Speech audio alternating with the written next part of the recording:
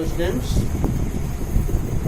now study the four properties of ionic compounds.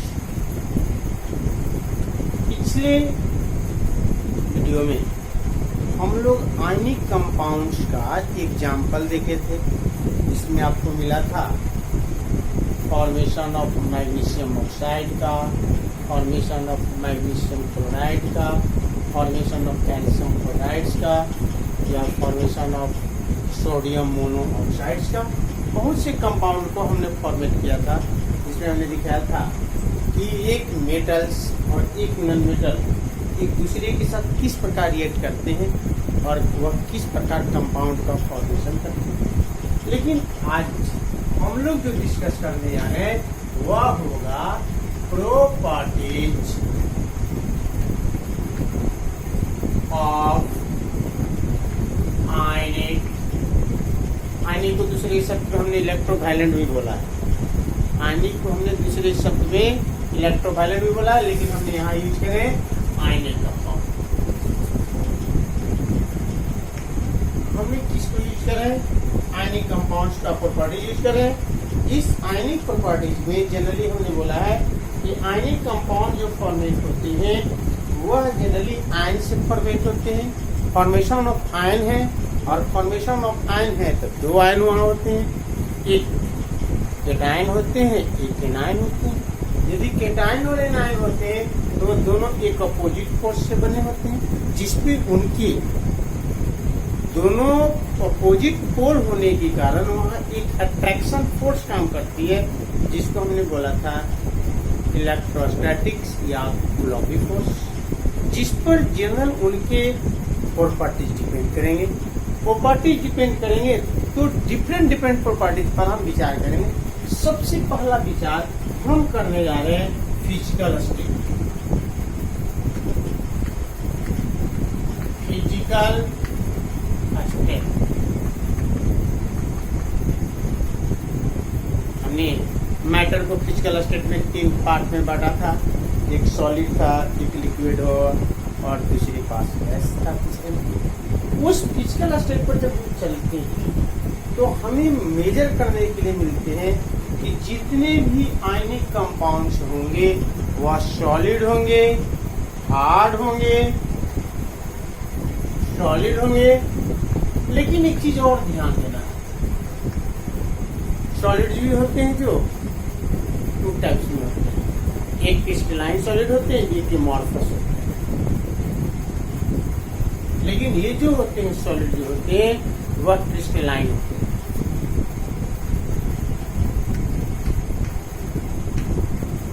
Crystalline और साथ ही क्या होते हैं? हार्ड होते हैं। ऐसा क्यों है? तो आपको याद होगा जब हम लोग क्लास 9 में चर्चा में थे तो सॉलिड स्टेट जो होते हैं उस सॉलिड स्टेट में इंटरमोलिकुलर फोर्स जो होती है वह स्ट्रॉन्ग होती है और इंटरमोलिकुलर डिस्टेंस जो होती है वह जनरली नेग्लिजिबल होती है। ऐसा ही इसके पास दिया है। ये जो फॉर्मेट होते हैं आयनिक कंपाउंड, वे आयनिक कंपाउंड के आयंस जो होते हैं वह जनरली दो अपोजिट आयन होने के कारण वहाँ स्ट्रॉन्ग फोर्स काम करते हैं और वह स्ट्रॉन्ग फोर्स जो होती है जिसके कारण स्टेट में ये सारे के सारे सॉलिड होंगे। जिसमें एग्जांपल में आपके पास आएगा, इनका स्टेट आप मेजर करके देख लीजिए। आपके पास सोडियम क्लोराइड जिसको हमने कॉमन साल्ट बोलते हैं और सॉलिड स्टेट में। दूसरा आपके पास मिलेगा वह जनरली कैल्शियम कार्बोनेट, ये मार्बल है, लाइमस्टोन है, ये जनरली सॉलिड स्टेट में है जो हम इसी प्रकार के आपके पास ये कैल्शियम ऑक्साइड जिसको हमने वीक लाइन बोलते हैं। इस सारे के सारे जब स्टेट पर नजर डाला जाए तो जनरली सॉलिड है। एक चीज यहाँ आएगा, इसका एग्जाम्पल दे, इसका एग्जाम्पल लेंगे तो एक कंडीशन हमने रखा है कि आयनिक कंपाउंड का फॉर्मेशन तब होती है जब delta EIH ionisation of enthalpy लो। आयनिजेशन एंथैल्पी है क्या? तो सीधा सीधा यही याद रखना, ionisation of enthalpy, ionisation of potential जो है वह जनरली किसी भी एटम के आउटर ऑर्बिट से इलेक्ट्रॉन को रिलीज करने के लिए या डोनेट करने के लिए या उसे आउट कराने के लिए जितनी हमें एनर्जी रिक्वायर्ड होगा वह जनरली आयनिजेशन ऑफ एंथैल्पी होगा। मेरा सा गौर किया जाए कि यदि हर एटम का हमने बोला है कि शेप जो हो स्फेरिकल होगा, साइज जो होंगे वो डिफरेंट होगा, किसी का साइज बहुत बड़ा होगा तो किसी का साइज छोटा होगा, जिसमें हमने पहले ही कहा कि वह स्फेरिकल होगा। और हर एटम का अपना एक न्यूक्लियस होगा और हर का अपना एक ऑर्बिट होगा या सेल होगा और उसमें से एक वैलेंस ऑर्बिट होगा। और हमको क्या करना है? वैलेंस ऑर्बिट से इलेक्ट्रॉन को हटाना है। अब जरा सा नजर डालिए, यहाँ पर इलेक्ट्रॉन निगेटिव चार्ज है, सेंटर पॉजिटिव चार्जेज है, यानी यहाँ पर दो अपोजिट पोल काम कर रहे हैं और इस पे लगने वाली फोर्स जो होगा वह इलेक्ट्रोस्टैटिक्स होगा। और जितना ही फोर्स लगा रहा है उससे ग्रेटर फोर्स हम यहाँ यूज करेंगे तो इलेक्ट्रॉन को हटा लेंगे। और इसको हटाने के लिए हमें जितना एनर्जी चाहिए वह जनरली आयनिजेशन ऑफ एंथैल्पी होगा। लेकिन जरा सा कल्पना किया जाए कि साइज जितना छोटा होगा, अभी देखिए हमने इसको 3 ऑर्बिट का बनाया है, इसको मात्र 2 ही ऑर्बिट का बनाया है। इस पर वैलेंस ऑर्बिट का इलेक्ट्रॉन न्यूक्लियस का अट्रैक्शन फोर्स और इसके वैलेंस ऑर्बिट पर न्यूक्लियस का अट्रैक्शन फोर्स यहाँ ग्रेटर होगा या दोस्तों। इसका मतलब कि जो एटम का साइज बड़ा होगा उनके आयनिजेशन ऑफ एंथैल्पी छोटा होगा और जो जितना छोटा होगा उतने बड़ा। इसका मतलब कि हमने ऐसा बोला है कि पीरियड में जब लेफ्ट से राइट की ओर चलने की कोशिश करते हैं तो एटम का साइज डिक्रीज करता है। जिसमें हमने बोला है कि पीरियड पर नजर डाला जाएगा तो हमने यदि पीरियड 2 का मेंबर का एग्जांपल लेते हैं तो पीरियड 2 का मेंबर मेरे पास है, वह है lithium, beryllium, boron, carbon, nitrogen, oxygen, chlorine और मेटल है। ये भी मेटल प्रॉपर्टीज आएंगे, ये लोग नॉन मेटल में है। यदि मेटल में है इसका मतलब इस साइज छोटा हो रहा है, मेटल का साइज छोटा, अति मेटल का साइज बड़ा, नॉन मेटल का साइज छोटा। इसका मतलब कि यहाँ आयनिजेशन ऑफ एंथैल्पी जो होगा वह लोवेस्ट होगा। तो ऐसी स्थिति में यहाँ लो होगा और डेल्टा EGH जो होना चाहिए वह हाई होना चाहिए। इसका मतलब कि मैं इसके पास, ये मेटल के पास संभव है और नॉन मेटल के पास संभव है। देखिए नॉन मेटल है, इसका मतलब इनके ये हाई होगा। इसका मतलब कि इलेक्ट्रॉन लेने की टेंडेंसी ज्यादा होगा, इनको इलेक्ट्रॉन देने की टेंडेंसी ज्यादा होगा। लेकिन इलेक्ट्रॉन लेने की टेंडेंसी इसके पास नहीं होगा, ना ही इसको इलेक्ट्रॉन देने की टेंडेंसी। यानी इनकी टेंडेंसी जो होगा वह लॉस का होगा और इनकी टेंडेंसी जो होगा वह गेन का होगा। तो वैसी स्थिति में किसी भी मॉलिक्यूल्स, आयनिक कंपाउंड का मॉलिक्यूल होगा और उसके पास मेटल होगा और एक नॉन मेटल।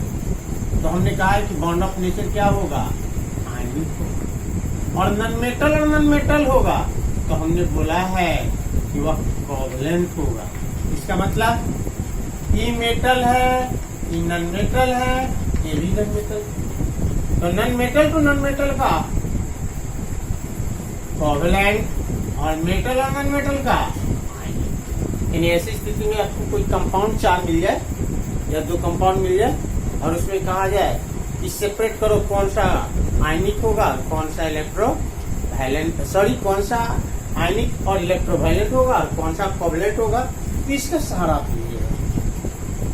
नॉन मेटल जहां भी दिखाएंगे वो कोवेलेंट होगा, जहां मेटल और नॉन मेटल होगा वो आयनिक होगा। इसका मतलब यहाँ आयनिक और कोवेलेंट दोनों आ रहे हैं, लेकिन यहाँ आयनिक और कोवेलेंट नहीं है, सिर्फ आयनिक कोवेलेंट। तो सबसे पहला ये याद रखना है कि जितने भी मेटल मेरे पास है ये सारे के सारे सॉलिड स्टेट में होंगे और सॉलिड में भी क्रिस्टलाइन होंगे और हार्ड। लेकिन सवाल है कि किस तरह का सॉलिड क्रिस्टलाइन होगा और दूसरा एमॉर्फस होगा। तो सुन लीजिए थोड़ा सा चर्चा में कि जिस सॉलिड का कॉम्बिनेशन और स्ट्रक्चर दोनों फिक्स होगा तो हम उसको कहेंगे कि तू होगा क्रिस्टलाइन सॉलिड। और जिसका दोनों में से कोई, चाहे तो दोनों के दोनों फिक्स ना हो या कोई एक अनफिक्स एक फिक्स हो, तो उसको कह देते कि तू एमॉर्फस हो। लेकिन इसका स्विच छोड़ दिया जाए, हमको सिर्फ पहचानना है यदि कोई सॉलिड है और वो यदि प्योर है, इसका मतलब कोई कंपाउंड है, मिक्सचर नहीं। ऐसी स्थिति में आपको याद आ रहा होगा क्लास 9 में हमने यदि मैटर को क्लासिफाइड कर रहे थे तो उनको क्लासिफाइड 2 पार्ट्स में किया था, एक प्योर और एक क्या इनप्योर, एक प्योर एक इनप्योर। इनप्योर में हमने जितने भी मिक्सचर मेरे यहाँ थे, जितने भी मिक्सचर थे उनको हमने इनप्योर रखा था और जितने भी कंपाउंड और एलिमेंट्स थे उनको हमने प्योर रखा था। इसका मतलब कि एमॉर्फस यदि है, एमॉर्फस, तो ये भी सॉलिड हो सकता है लेकिन ये इम्प्योर होगा। इसका मतलब कि मिक्सचर होगा और ये प्योर, इसका मतलब कंपाउंड। जैसे एकदम सीधा सीधा लीजिए नहीं जाता। आपके यहाँ एलवाई जिसमें ब्रॉज है, ब्रास है और स्टेनलेस स्टील है, शोल्डर है, डोरेलियम्स हैं, या जितने भी आपके यहाँ आम रूप से पॉलीमर भी आते हैं। बहुत सा पॉलीमर हमारे यहाँ लाइफ में है। आज के टाइम को तो पॉलीमर टाइम ही बोलते हैं, जिसमें आपके पास सबसे प्रचलित पॉलीमर आपके पास है पॉलीथीन, जिसको हम बोलते हैं पॉलीएथीन। उसके बाद आपके पास है टेफ्लॉन, बेकेलाइट। ये सारे के सारे जो पॉलीमर है, एलवाई है और पॉलीमर है, ये सारे के सारे सॉलिड हैं लेकिन ये प्योर है क्योंकि एक प्रकार का मिक्सचर है ये लोग, और इसकी कॉम्बिनेशन फिक्स नहीं है। पॉलीमर का जनरली कॉम्बिनेशन काउंट कीजिएगा तो आपका एक रेंज देगा, जिसमें पॉलीमर्स में जनरली एनोमर का एक रेंज देगा, फिक्स नहीं देगा। ये जनरली क्रिस्टलाइन में जितने भी हैं ये फिक्स देगा। लेकिन ऐसी स्थिति में याद रखना है कि क्रिस्टलाइन जो होते हैं और प्योर सॉलिड के स्थिति में आते हैं। इनप्योर जो आ रहे हैं यानी जितने भी एलवाई है, पॉलीमर मेरे यहाँ है, यानी एक प्रकार का मिक्सचर है, तो हम कर देंगे क्यों जनरली एमॉर्फस है। तो जितने भी होंगे आयनिक कंपाउंड्स वे सारे के सारे क्रिस्टलाइन सॉलिड होंगे और साथ ही दूसरी हार्ड होगा। दूसरा प्रॉपर्टी, दूसरी प्रॉपर्टी में हम सॉल्युबिलिटी देखते हैं।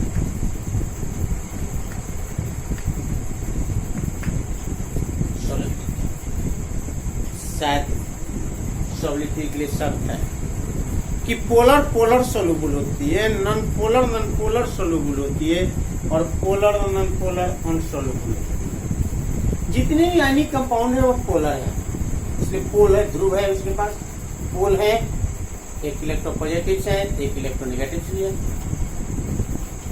यानी ऐसी स्थिति में वाटर सॉल्युबल होगा, वाटर सॉल्युबल जितने यानी कंपाउंड्स हैं। लेकिन यही इनऑर्गेनिक सॉल्वेंट जो होंगे,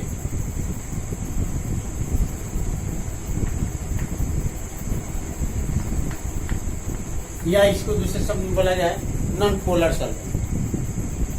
ऑर्गेनिक सॉल्वेंट को हटा दिया जाए तो बोला जाए नॉन पोलर सॉल्वेंट, ये पोलर सॉल्वेंट। ये पोलर सॉल्वेंट है, इसको हटा करके नॉन पोलर सॉल्वेंट। तो नॉन पोलर सॉल्वेंट में अनसॉल्युबल होगा। एकदम सीधा एग्जांपल इसी को ले लीजिए। सोडियम क्लोराइड को वाटर में डाल दिया जाए, वो सोल्यूबलेट कर जाएगा। लेकिन आम रूप से जो नॉन पोलर सॉल्वेंट है मेरे यहाँ जो है वह जनरली बेंजीन है, ईथर है, पेट्रोलियम का पार्ट पेट्रोल है, मस्टर्ड ऑयल है,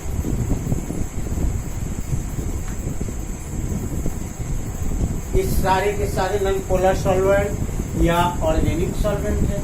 इसमें इनको डाल के देखा जाए, इनमें इनको डाल करके देखा जाए, ये अनसॉल्युबल।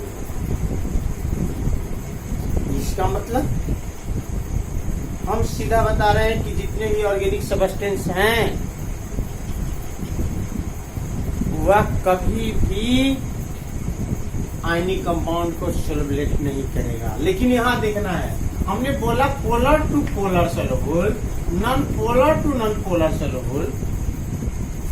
अब थोड़ा सा क्या ध्यान देंगे, वाटर को हमने पोलर बोला है, ठीक है। सोडियम क्लोराइड को पोलर बोला है, ये पोलर है। जरा से केन शुगर C12H22O11 ये नॉन पोलर है। और हमारे यहाँ ऑयल, मस्टर्ड ऑयल जो आ रहे हैं, या पेट्रोल है, या केरोसिन ऑयल है जो नॉन पोलर है। लेकिन इनके पास इनकी सोल्युबिलिटी नहीं है, लेकिन इनके पास सोल्युबिलिटी है, इनके पास सोल्युबिलिटी है। और वह याद सोल्युबिलिटी की एक कंडीशन याद रखिएगा कि यदि वह नॉन पोलर और नॉन पोलर भी सोल्युबल होते हैं, लेकिन सोल्युबिलिटी के लिए यही याद रखिएगा कि जिसके हाथ में फोन है वह यदि नॉन पोलर है और उसके हाथ में फोन है, इसका मतलब हाथ में फोन का सीधा सीधा उस कंपाउंड के मॉलिक्यूल का एक कंपोनेंट एकदम हाइड्रोजन और दूसरे फ्लोरीन, ऑक्सीजन या नाइट्रोजन, तो वाटर सोल्युबल। अभी देखिए हम क्या बता रहे हैं, पोलर टू पोलर सोल्युबल। इसका मतलब वाटर को पोलर हमने बनाना है। आगे चलिए तो मिलेगा ये पोलर है, ये तो सीधा आपको दिखा रहा है आयनिक कंपाउंड है तो पोलर है, इसलिए वाटर सोल्युबल हो गई। अभी हमने बोला है कि नॉन पोलर सोल्युबल होगा। अभी दिखा रहे हैं कि केन शुगर और ऑयल दोनों नॉन पोलर हैं, लेकिन केन शुगर का ऑयल में सोल्युबिलिटी नहीं है, लेकिन केन शुगर का वाटर में सोल्युबिलिटी है। क्यों?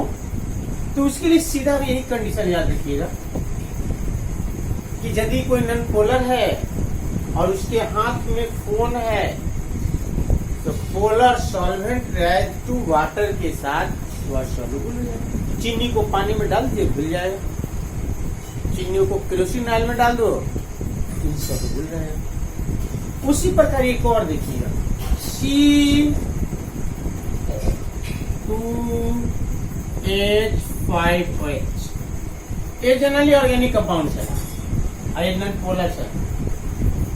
इनकी जनरली ऑयल या किसी ऑर्गेनिक सॉल्वेंट में सोलबिलिटी नहीं है, लेकिन इनकी सोलबिलिटी वाटर में है, क्योंकि इनका हाथ है और इनके साथ फोन का एक मेंबर ऑक्सीजन है। चलो बोलो,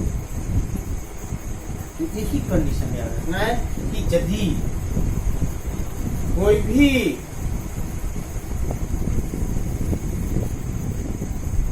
इलेक्ट्रोवायलेट का मॉलिक्यूल कंपाउंड है, वे सारे के सारे वाटर सोल्यूबल होंगे, लेकिन यदि इनऑर्गेनिक सॉल्वेंट या नॉन पोलर सॉल्वेंट के नजदीक जाते हैं तो इनसोल्यूबल हो जाते हैं। जिसमें हमने व्यवहारिकता में यूज कर रहे हैं, सोडियम क्लोराइड को पानी में डाल देते हैं वह डिजोल्व हो जाती है, लेकिन वही सोडियम क्लोराइड को generally non polar solvent mustard oil, Crocin oil में डाली जाती है तो सोल्यूबल नहीं होती।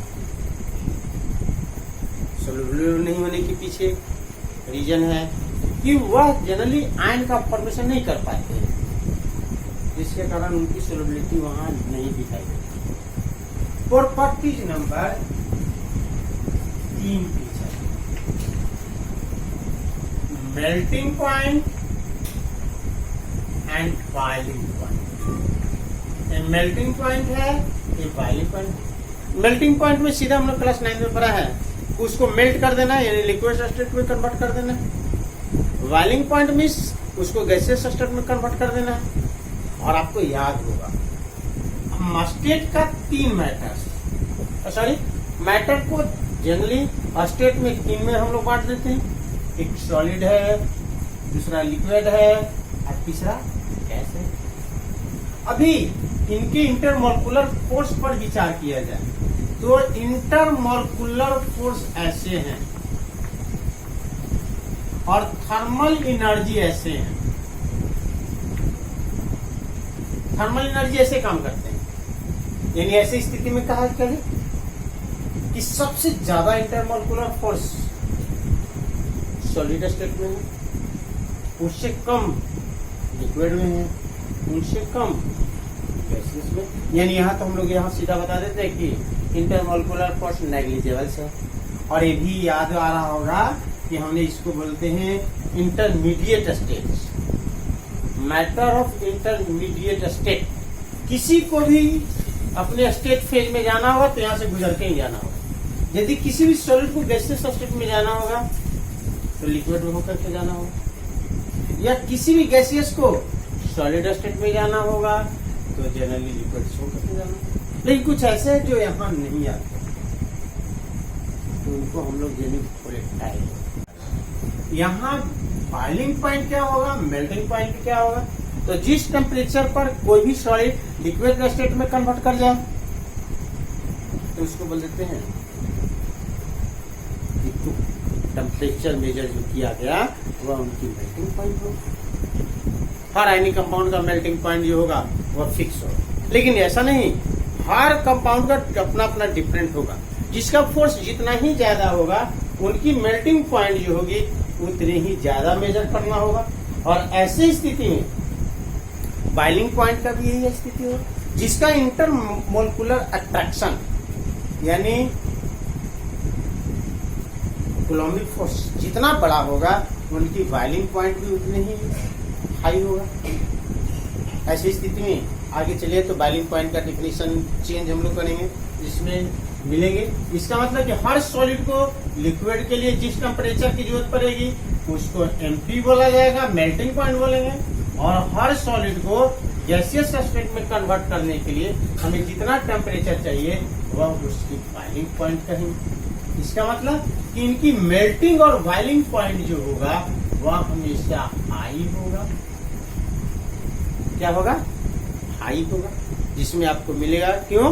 क्योंकि इनके 2 अपोजिट पोल से ये अट्रैक्ट होते हैं, यानी इनका अट्रैक्शन फोर्स जो होती है वह हाई होती है। और उस अट्रैक्शन फोर्स को तोड़ने के लिए हमें अधिक एनर्जी की आवश्यकता होती है, इसलिए इसका मेल्टिंग और बॉइलिंग पॉइंट जो होती है वह हाई होती है। जिससे अभी मिलेगा melting point of sodium chloride, जिसको हम लोग कॉमन साल्ट यूज करते हैं, इनकी मेल्टिंग पॉइंट जब मेजर कीजिएगा तो वह जनरली 1074 केल्विन होगा। जबकि BP boiling point of sodium chloride, जिसको हमने कॉमन साल्ट काउंट करते हैं, वह जनरली 1686 केल्विन मेजर होगा। ठीक है, यानी melting point of sodium chloride को 1024 केल्विन मेजर कर रहे हैं, जबकि उसी सोडियम क्लोराइड को बॉइलिंग पॉइंट पर मेजर करने के लिए चल रहे हैं तो 1686 केल्विन मेजर की ओर चल रहे हैं। उसी प्रकार यदि हम लोग मेल्टिंग पॉइंट ऑफ हम मेजर करते हैं कैल्शियम क्लोराइड्स का, तो वह जनरली हमारे पास आएगा 887 केल्विन, 8887 केल्विन। जब इसी का बीपी काउंट कर रहे हैं, boiling point of calcium chloride, तो वह मेजरमेंट में लगभग अप्रोक्सीमेट टू 16 केल्विन होगा। इसका मतलब इनकी डिफरेंट, इनका डिफरेंट, इसका मतलब कि यहाँ ज्यादा टेम्परेचर काउंट करें, इसका मतलब इंट्रामोलिकुलर फोर्स बहुत बड़ा होगा, इंट्रामोलिकुलर फोर्स लोवेस्ट होगा। इसलिए हर आयनिक कंपाउंड का मेल्टिंग और बॉइलिंग पॉइंट फिक्स होती है और वह जनरली हाई होती है। हाई के पीछे कारण क्या बताना है? हाई के पीछे रीजन आ रही है कि उनका अट्रैक्शन फोर्स जो होती है वह स्ट्रॉन्ग इलेक्ट्रोस्टैटिक्स या फिर उसी को कूलॉम्बी फोर्स, उसके दो अपोजिट पोलों के बीच बनते हैं। ये सभी कॉम्बिनेशन पर देखा जाए तो जनरली इनकी अरेंजमेंट जो होती है वह जनरली ऑक्टाहेड्रल होती है, और ऑक्टाहेड्रल में अरेंजमेंट जो होती है वह इस प्रकार का होती है।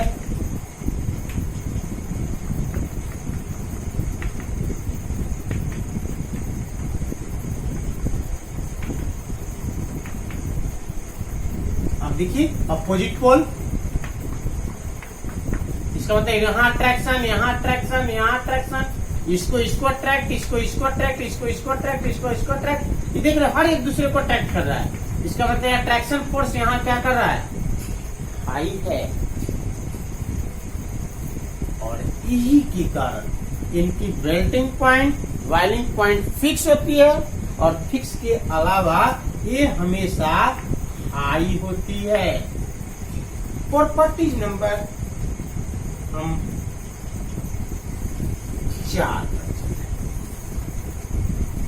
4 पर generally conductance of electricity count करें।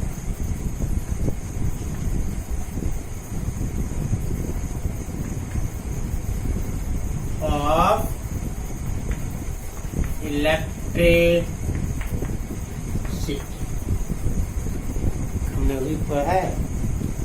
मेरे यहाँ मैटर जो होती है, कोई कंडक्टर है तो कोई इंसुलेटर है, और हमने बोला है कि कंडक्टर होने के लिए, कंडक्टर ऑफ इलेक्ट्रिसिटी के लिए वहां 2 कंडीशन होना चाहिए। चाहे तो इसके पास इलेक्ट्रॉन फ्री होनी चाहिए या फिर आयन फ्री होना चाहिए। इसमें हमने बोला था कि मेरे यहाँ जितने भी मेटल हैं वे सारे के सारे कंडक्टर ऑफ इलेक्ट्रिसिटी है, जबकि जितने भी नॉन मेटल हैं एक गुड कंडक्टर है, ये एमॉर्फस है।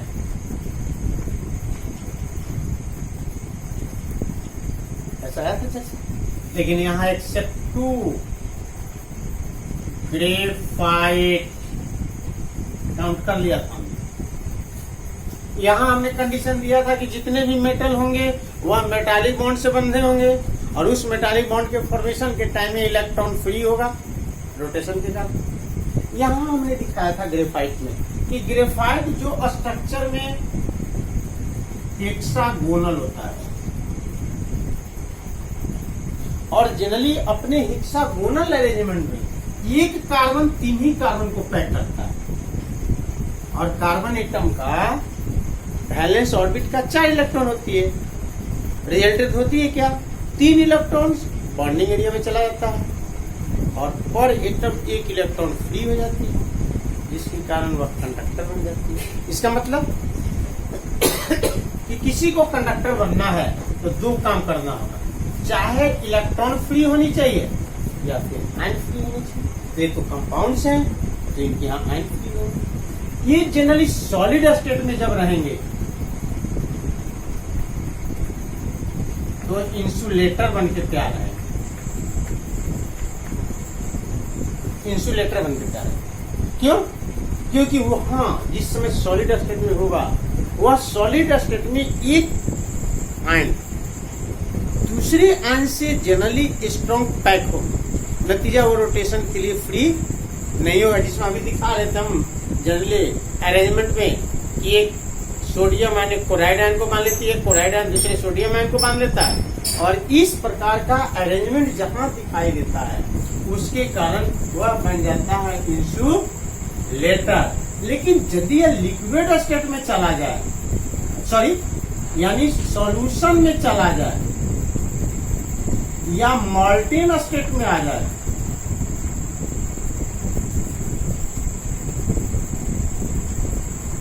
सॉल्यूशन ऑफ वाटर,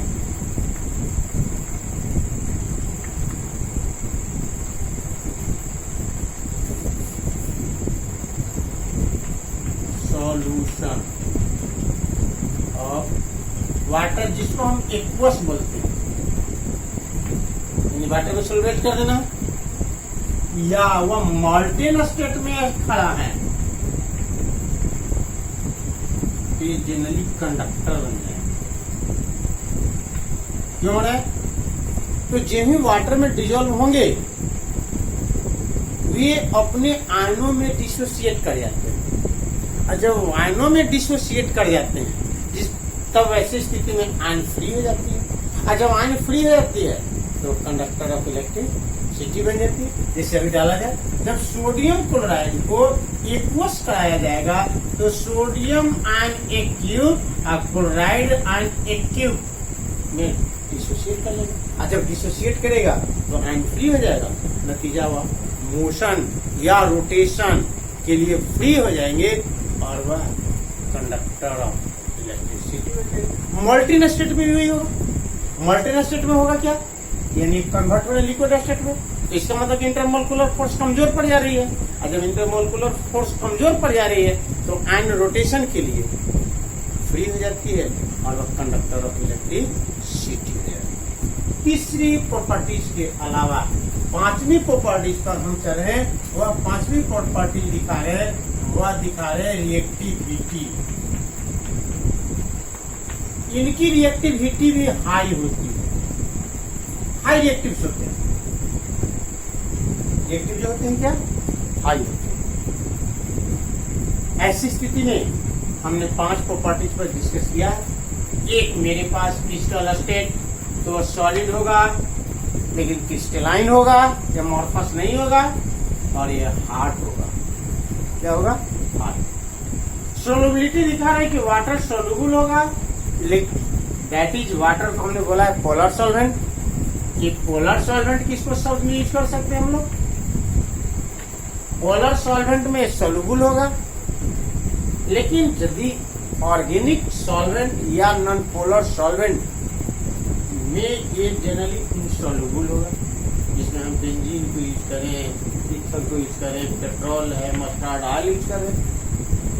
मेल्टिंग और बॉइलिंग पॉइंट पर मेजर करने के लिए है तो हमेशा दिखा रहे हैं कि मेल्टिंग पॉइंट और बॉइलिंग पॉइंट हाई होगा, जिसमें अभी हम दिखा रहे थे कि यदि melting point of sodium chloride को मेजर किया जाए तो हम दिखा रहे थे 1074 केल्विन मेजर कर रहे हैं, जबकि उसी सोडियम क्लोराइड का बॉइलिंग पॉइंट जब काउंट कर रहे थे तो हम आपको मेजरमेंट दिखा रहे थे 1686 केल्विन, जबकि वही कैल्शियम क्लोराइड पर चल रहे थे।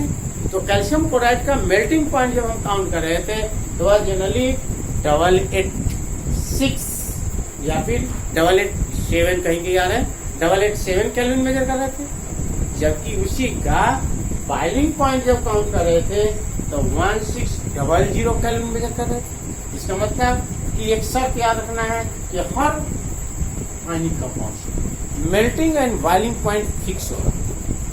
क्या होगा? फिक्स होगा, और वह जनरली फिक्स होगा भी तो हाई होगा। अगला हम दिखा रहे property number conductance of electricity की ओर। तो हम बता रहे हैं कि जितने भी मेरे यहाँ आयनिक कंपाउंड्स हैं वे सारे के सारे सॉलिड स्टेट में इंसुलेटर होगा, यानी बैड कंडक्टर होगा, यानी इंसुलेटर होगा। लेकिन यदि उसी को लिक्विड स्टेट में कन्वर्ट कर दिया जाए या मोल्टेन स्टेट में कन्वर्ट कर दिया जाए तो कंडक्टर ऑफ इलेक्ट्रिसिटी बन जाएगा।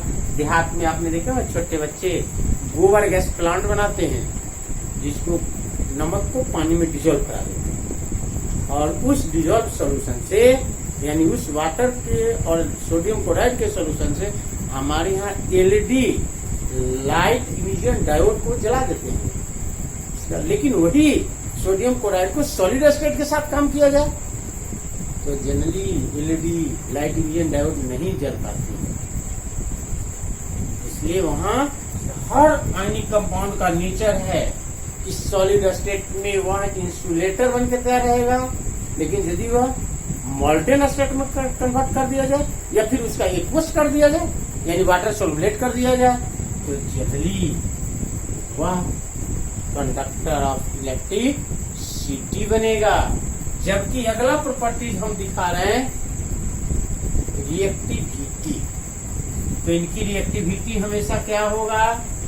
हाई होगा, हाई इलेक्ट्रिक सोल्यूशन। थोड़ा सा एक और प्रॉपर्टी आती है जनरली आइसोमरिज्म फिनोमिना। तो ये जनरली आइसोमरिज्म की फिनोमिना शो नहीं करते, लेकिन जनरली कोवलेंट कंपाउंड यदि मिलती है तो जनरली वो लोग आइसोमरिज्म का फिनोमिना करेंगे। लेकिन अभी तक हम आइसोमरिज्म नहीं पढ़ा पाए हैं, इसलिए आइसोमरिज्म पर हम नहीं दिखा रहे हैं। यानी लेकिन आप याद रखिएगा कि property of ionic compound measure करना होगा तो प्रॉपर्टी में सबसे फिजिकल स्टेट दिखाइएगा और वो कहिएगा कि सॉलिड होगा, लेकिन वह क्रिस्टलाइन होगा और हार्ड होगा और साथ साथ ग्रेटर होगा। सोलबिलिटी मेजर कीजिएगा तो polar solvent rise to water में सोलुबलेट करेगा, यानी सोलुबल होगा। लेकिन generally non polar solvent as to organic solvent like to benzene, ether, petrol, mustard oil insoluble होगा। एम्पियर डीपी में याद रखिए कि हर ऑर्गेनिक हर आयनिक कंपाउंड का मेल्टिंग बॉइलिंग पॉइंट फिक्स होगा, लेकिन वह जनरली हाई होगा। कंडक्टेंस पर मेजर किया जाए इलेक्ट्रिसिटी पर तो याद रखिएगा कि हर आयनिक कंपाउंड सॉलिड स्टेट में इंसुलेटर बन के तैयार रहेगा, लेकिन एक्वस स्टेट में या मोल्टेन स्टेट में वह जनरली कंडक्टर ऑफ इलेक्ट्रिसिटी होगा। पांचवी प्रॉपर्टी पर रिएक्टिविटी जब मेजर करने के लिए तैयार है तो रिएक्टिविटी हम दिखा रहे हैं कि वह जनरली हाई होगा। Thank you very much.